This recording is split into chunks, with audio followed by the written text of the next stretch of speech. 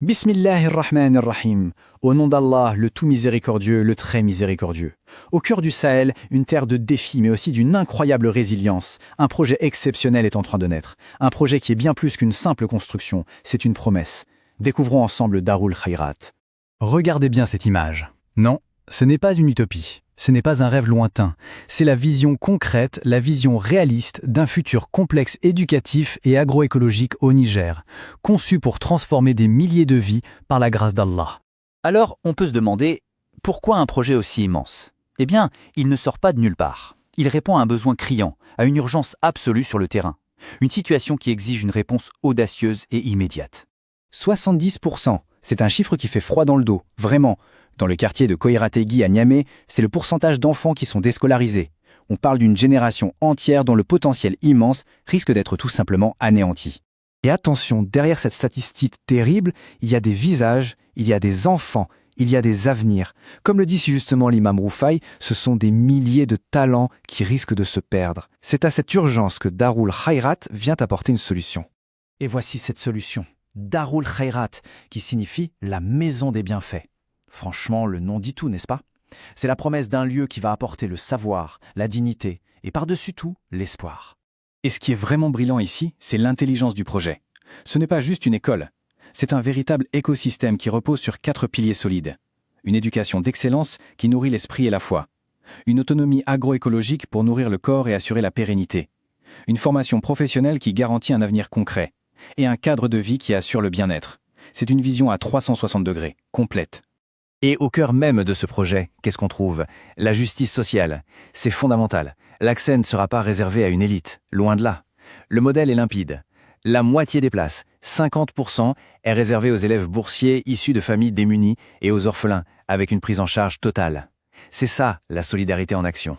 Et attention, ce projet ne part pas de rien. Il a déjà des fondations incroyablement solides. Un membre du conseil d'administration a mis à disposition le terrain. On parle d'1,5 hectare, une contribution spectaculaire estimée à 215 millions de francs CFA. La base est là, elle n'attend plus que les murs de l'avenir. Derrière une vision aussi puissante, il y a toujours une personne. Un leader qui inspire la confiance et qui porte le projet. Alors qui est l'homme qui porte ce rêve immense sur ses épaules? Faisons connaissance. Et là, le profil de l'imam Roufaï Amadou Dioufo il est tout simplement exceptionnel.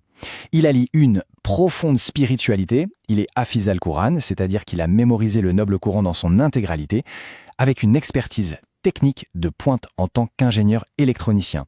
C'est l'alliance parfaite entre la foi et la raison, entre une vision sacrée et un pragmatisme technique. Et maintenant, la question la plus importante se pose. Comment faire partie de cette histoire?